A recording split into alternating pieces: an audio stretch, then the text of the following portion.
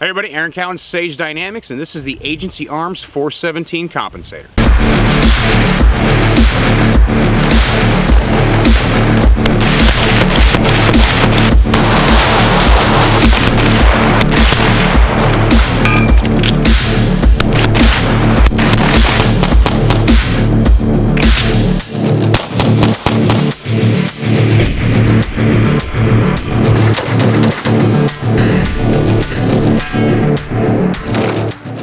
Comps, so hot right now. It seems like every week someone unveils a new compensator. Some of them have pretty unique designs, some of them look like slightly altered versions or slightly improved or slightly the same versions of compensators that already exist. What is the purpose of a compensator? For me, and this is of course just my opinion based on my experience and my use of compensators, it allows me to get my sights or my dot back faster. As comp design has improved and more understanding has gone into the design and, well, the research and then the design of compensators, they've gotten way more reliable. It used to be that you had to fine-tune your springs and you had to get specific barrels, and maybe you had to get a barrel and a comp combination, and you had to use specific types of ammunition. And while you still see that in competition because they're really fine-tuning those guns like race cars, for a carry gun, the compensator needs to be a little more robust, a little bit more durable, regardless of having to do these very specific things to make it work perfectly. So when Agency Arms set out to create a compensator, one of the first things that they looked at is it going to be reliable across OEM springs, and is it going to be reliable across a wide degree of ammunition? During the T&E phase, Agency sent compensators out to myself, some of the other Agency assets, and John Dufresne, the other Sage Dynamics instructor, to run them as hard as we could, to run them with varied ammunitions, to see if any changes had to be made to the design before we pushed it to market. It's one thing to design something SolidWorks and produce it and take it to an indoor range and put a couple magazines through it and be like, oh, everybody's going to love this, look how sexy it looks, it's going to be great on Instagram.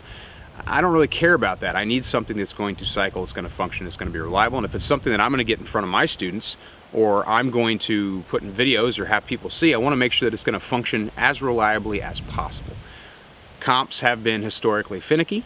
They have definitely gotten better, but that doesn't mean that you can't just cut some holes in some metal and thread it onto a barrel and it's going to compensate as effectively as it possibly can if you're willing to tweak the design before you bring it to market.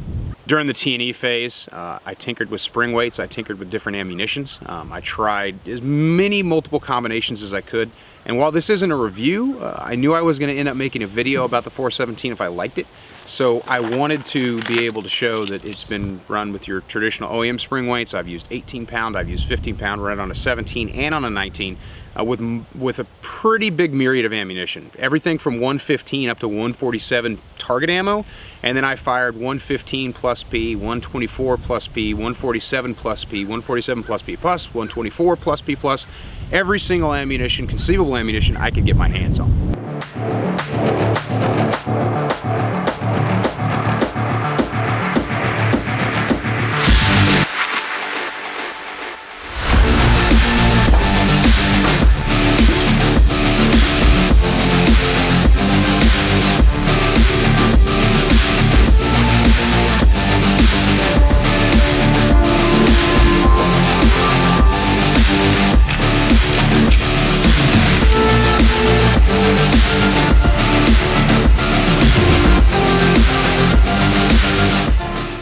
The 417 just didn't need to be different, or just didn't need to have the aesthetics that Agency is known for.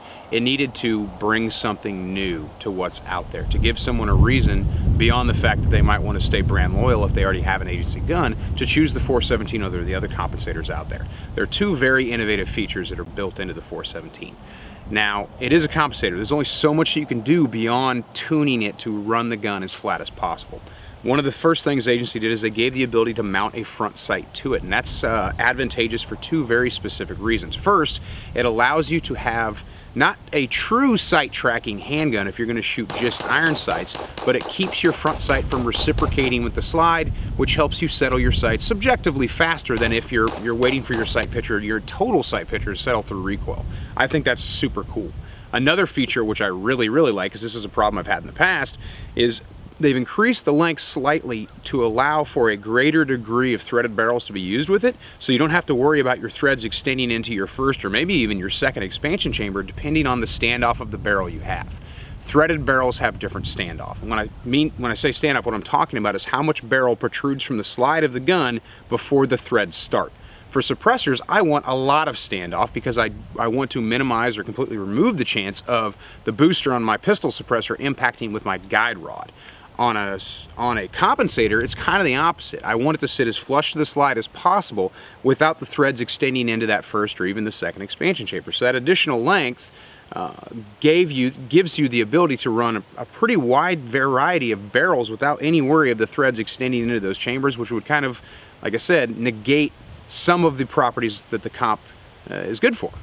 The final production version of the 417, once the T&E was done and all the necessary tweaks were made, is built like a tank. This thing is awesome. I've been using it pretty much exclusively in teaching, in my own personal practice.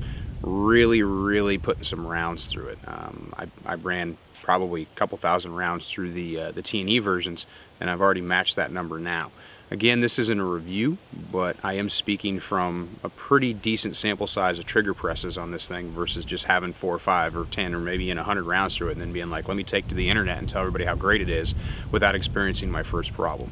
I tend to shoot 124 target ammo, not plus P, obviously just 124 F&J. My carry ammo is 124. I like that consistent pressure curve between the practice and the carry ammo.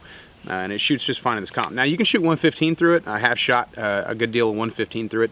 115 doesn't really activate the comp in a way that I like. There isn't really enough expansion gases to activate those expansion chambers like you're going to get from a 124 or 124 plus P. 124 plus P is usually the gold standard for comp activation. But it's nice to know even if the comp isn't doing its job, you can still shoot 115 through your gun without having to take the comp off, especially people who only have 1 or 2 handguns. Which is most people, I would think. Like, not everybody is able to collect 19 or 20 different guns, one for every mood, one for every day of the week, so on and so forth. So if you've been on the fence about a compensator and you're considering getting one, I would highly recommend the 417.